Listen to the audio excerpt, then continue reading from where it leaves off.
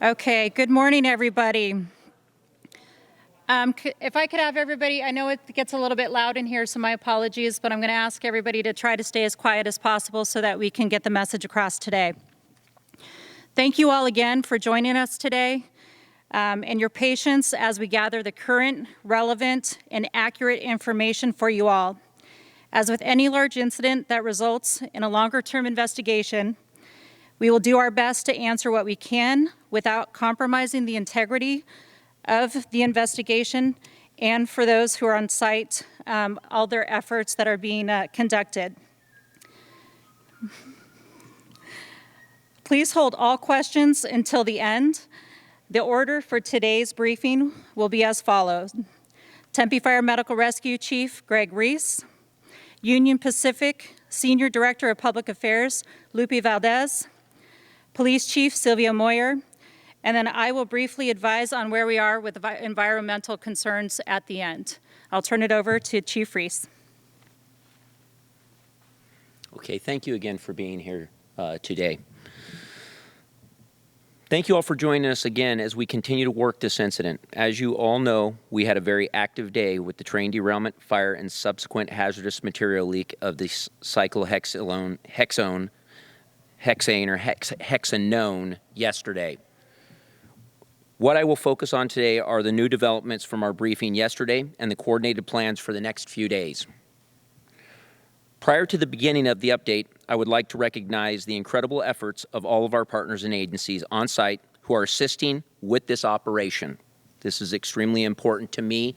Again, as I communicated yesterday, I was on the scene very early on, and I have watched the coordinated efforts that have taken place since the beginning, very early stage of this event. So it means everything to me to give thanks to these agencies. Our City of Tempe departments, Tempe Police Department, our partner, Tempe Fire Medical Rescue personnel on duty today, and those who responded in the early hours yesterday, that is before shift change, and through the shift change that occurred here at the scene. I want to thank each and every one of you for your operations, as well as our officers in the early stages that were able to keep people out of that area. As I said, it was an extremely dangerous event, continues to be a dangerous environment. So thank you all very much for the work you're doing, especially under these conditions, that is the heat. Other departments within the city, our Park and Recreation Department, Municipal Utilities, and all of the departments that are coming together here to help us as we work forward with the incident management team, our IT, our finance. I could go on and on with the city departments, as well as our partners outside, Phoenix Fire Department. As I said yesterday, all of our partners in the automatic aid system, we could not run a 4-alarm operation and continue to call for the resources if it was not for all of our Valley partners. Somebody made a comment to me last night that there was a fire crew here last night all the way from Goodyear. I'll remind you that the fire boat was brought in from Peoria. That is what the automatic aid system has done. It has worked here without any question. It has been a success for the City of Tempe to be a part of that. Thank you very much to all of our partners. DPS, ADOT, the State of Arizona Department of Emergency Military Affairs, Valley Metro, Union Pacific.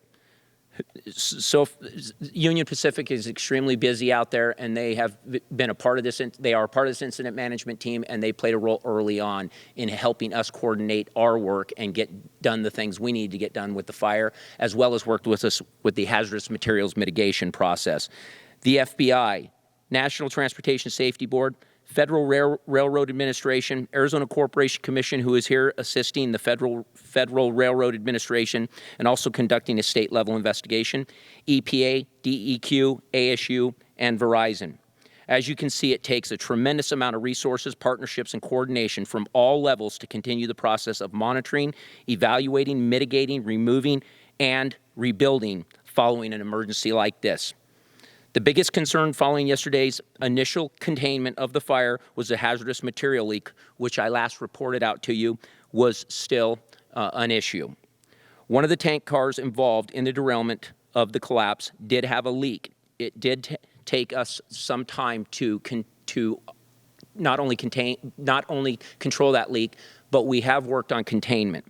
Through the coordinated efforts between the fire departments that were involved through the hazardous materials team, Union Pacific hazardous material team, and other partners. The tank car carrying the hazardous material was uprighted and the leak was contained early last night.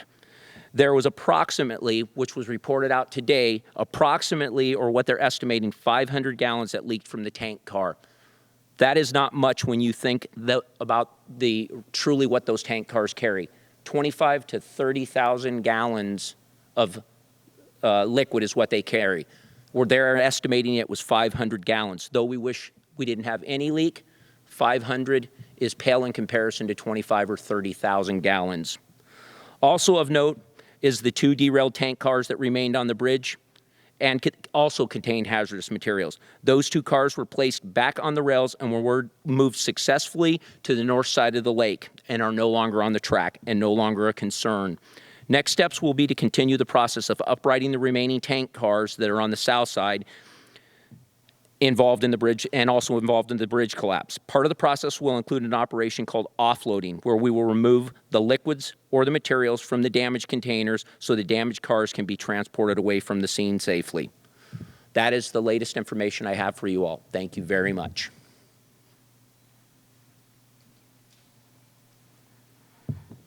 Good afternoon, everyone.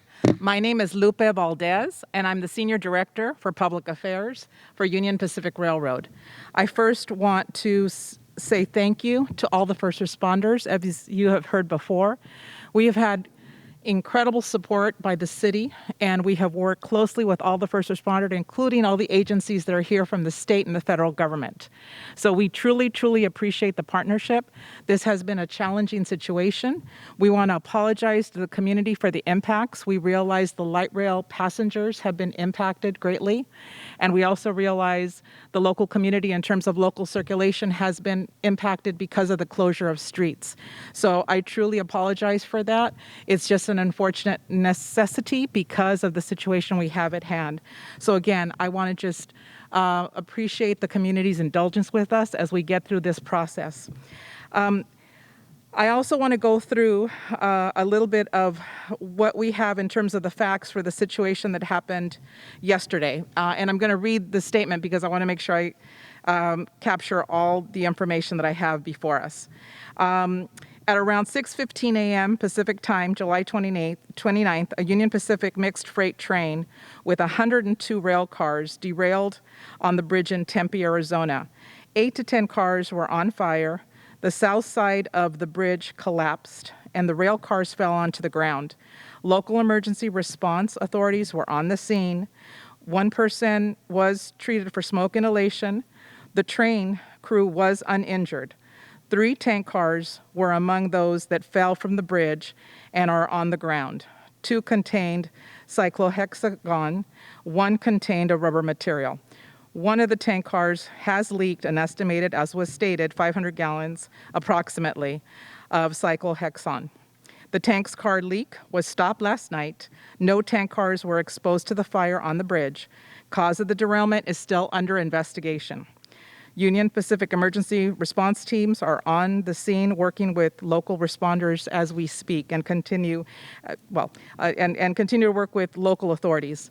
The reason I say that because late last night we were asked to stop further work so that other investigations could take place, and we are respectful of those investigations that are now taking place. We are all working with local, state, and federal authorities to determine the derailment's cause. We do not have that information at this time. We are respectful of the ongoing investigation.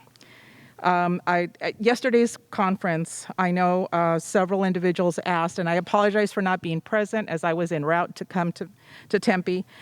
People asked about a derailment on June 26. At around 4:07 Pacific time on June 26, a Union Pacific train derailed approximately 12 rail cars on the Tempe Town Lake Salt River Bridge. Rail and bridge ties were damaged. The line was repaired and reopened on June 28th. The bridge also was inspected on July 9th, and those inspection documents are being handed over to federal authorities involved with the investigation.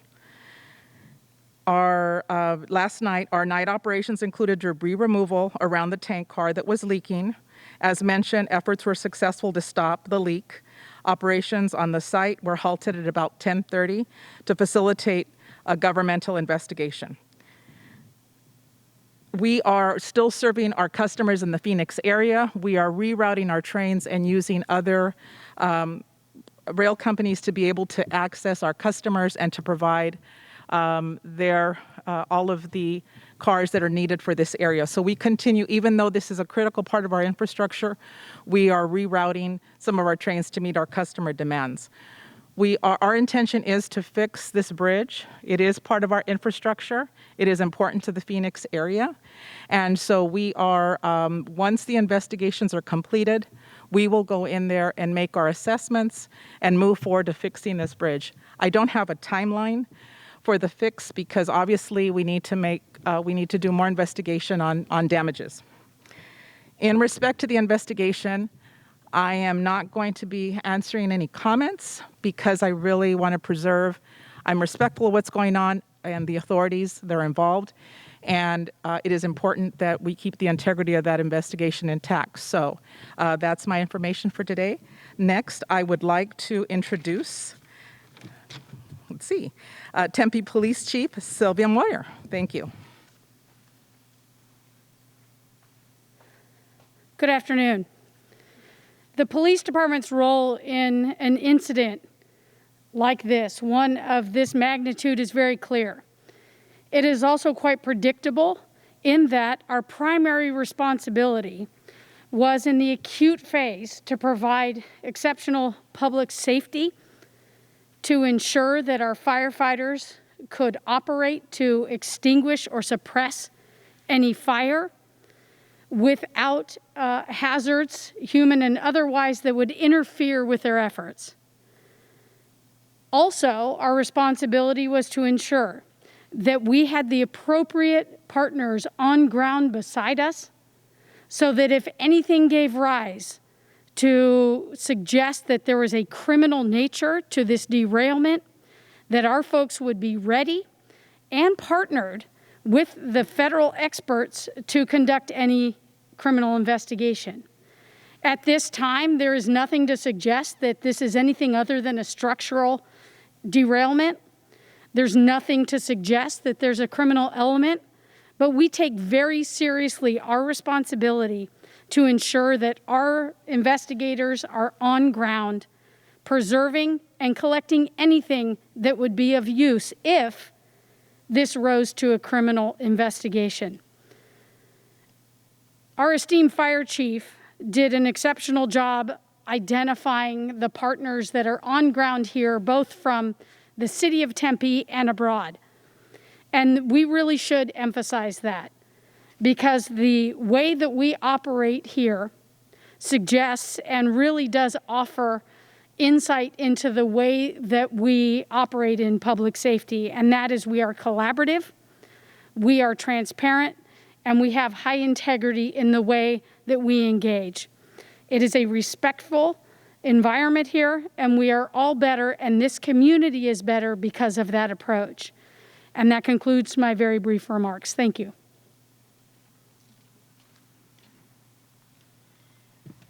So an update on the environmental side. Arizona Department of Environmental Quality will be taking over as the lead agency for the environmental cleanup efforts following the conclusion of the emergency response efforts. I would like to emphasize the City of Tempe, EPA, Arizona Department of Environmental Quality, and GHD and CTEH Environmental are continuing to collaborate on current environmental sampling efforts and plans for the future that will include both water and soil sampling. They are continuing those efforts. Those results will take some time to get back to determine the impacts on the environment as a whole, but they are and will continue to work on those efforts to mediate any type of impacts on the environment. I do want to recognize that we do have maps or pictures on the back that are the overhead of the collapse zone that we had and where the spill did occur or the leak did occur for your reference point. At this time, I will open up for a very brief time for questions, as we still have a lot to do concerning these efforts.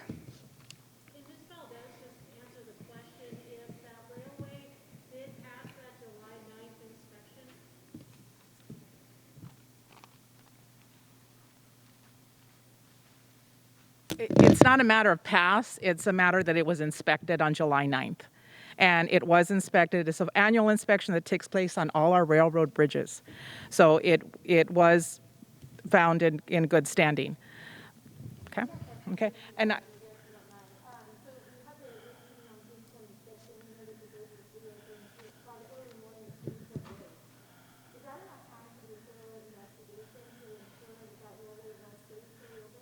I'm going to leave that comment. We can discuss that. You can request to get that information from our staff, but at this point, I am leaving everything with the investigation as we're going forward. Okay?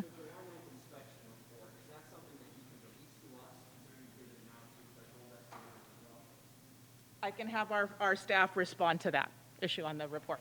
But it's with investigators right now. That's who's handling this.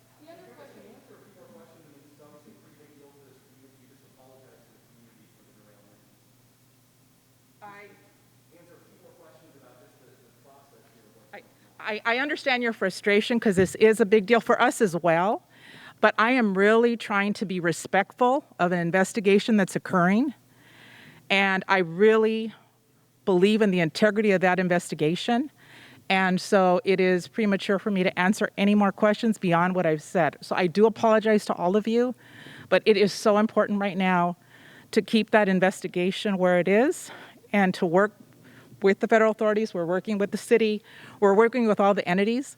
But I really ask you to respect that because that's important to us as well as the rail line in your community. Okay? Thank you. So I can address that question. And as with any emergency or incident that we have, there's always efforts to recover any type of damages. That's a long process, and that's something that involves a lot of partners. So it's early on in the incident to determine where that comes from. But there's always an attempt to recover any type of cost or any type of thing that comes with an incident of this scale.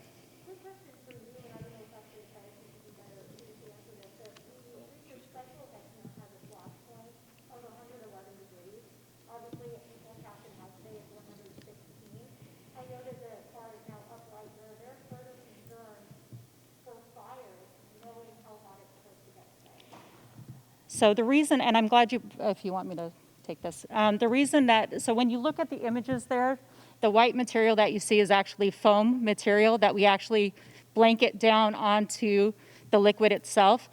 That's to keep the vapors down and to keep that liquid cool so that it does not flash or reach that ignition temperature. That was our biggest concern yesterday in being too quick with our response or our efforts. We wanted to make sure that vapor stayed cool and that blanket of foam stayed on top of the vapor to keep it from igniting. So that's why this will take some time, and we'll be very cautious and pessimistic with our approach with removal or movement because we want to make sure that that stays cool and does not ignite.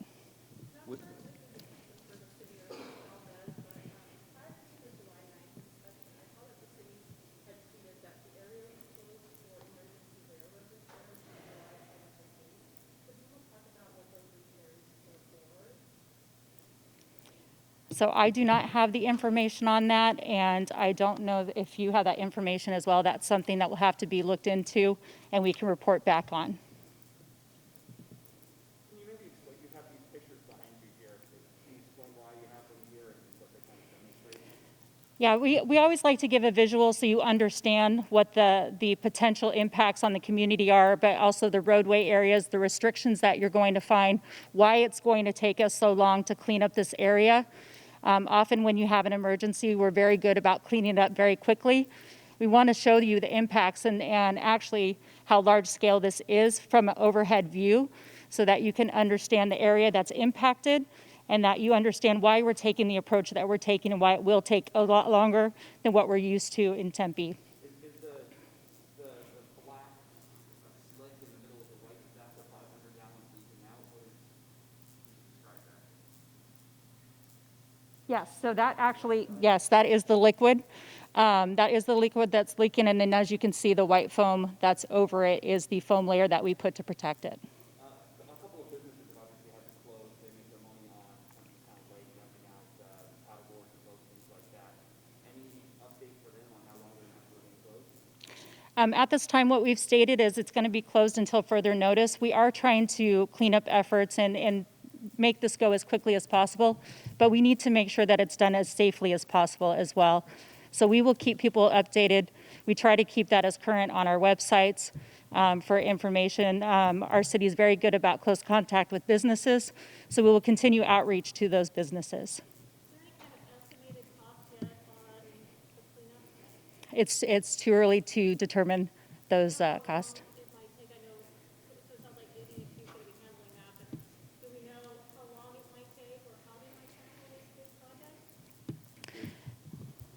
We do, the Union Pacific did report out this morning, and I can give you what they reported out. We started the morning off with a meeting with all of the partners and the people that were impacted in some way or will play a role in the recovery, or in not all phases. How's that? And they are all working through that right now. Things are changing by the minute. That's why we can't really answer all of your questions, but we will answer them as things develop. What they presented to us this morning was a very aggressive approach, and they're out there doing it now. Their goal is to have all of the cars out of the city of Tempe by Sunday. So there will no longer be rail cars, and then they can start to work on the other process of the bridge and what will be the decisions made with the bridge and how they will replace and do all the things they need to do. None of that is concrete at this time, but the goal is to have the cars removed by Sunday. How long might it take for that area to be safe for people to be around? We don't, again, I don't know. I don't have an answer to that question. We've got a lot of people. It could be a while, yeah. Because we still have to work with them on the rebuilding phase too. Talk a little bit about the timeline for the road restrictions and light rail being affected. Well, again, things are changing by the minute. The roadways, as you can see, part of the photo up there, as Chief Glass indicated, was to show the impact. And we know Rio Salado is going to possibly be down for a bit, but we still haven't got our city engineering in there yet. We have to remove the cars to actually see what the damage is, bring in engineers, and they are the experts that will make some of those decisions and determine some of that stuff, while working again along with Union Pacific to accomplish their goal of getting the tracks back operating again.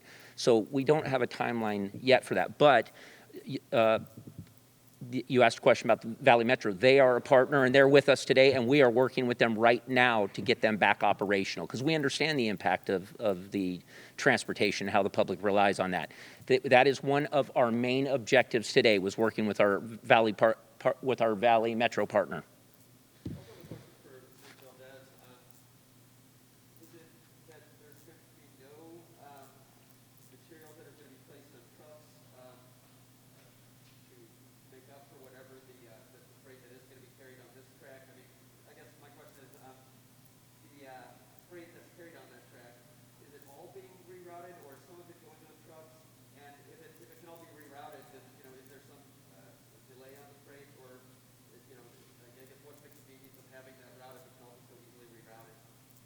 It wasn't easily. But I will say. Sure, I'm sorry. And I should say this. Whenever we have a situation that occurs and customers are impacted, we look at the best ways to serve those customers if there is a portion of the rail line that is not available. This is an important part of infrastructure for Union Pacific to serve the Phoenix community. So we don't have a duplicate, but what we try to do is do a combination effort to serve those customers and see what their needs are. It's really on an individual basis based on what the customers need, and that's what we work with. And we also, at times, we may be on another carrier, as I mentioned. It may not be a Union Pacific track, it may be another carrier where we get permission to use their rail line to serve a customer. So, hopefully.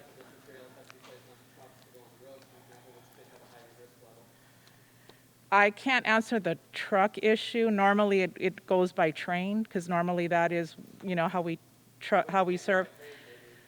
So yeah, I can't answer that question in terms of for the customers on this line. I can't answer that question. Not something that I can share at this moment. You want to address? So, the operational plan? Do you want to no, address I will let the you. offloading? Oh, think yes, that's I what was he's- going think to. that- So I think offloading. that's what he's asked. Yes, so the hazardous material that is involved with the actual train and the derailment. So part of that process that we were talking about with offloading is that you remove the liquids or you remove the contents and you put it into another container, light container that can hold those type of liquids. And then that way they can be transported safely. So they're not losing that product. And that's the goal of it. So that's what they're trying to do, which will take some time. And they have to do it in Department of Transportation regulated containers. So as long as they have those regulated containers, they can transport those safely.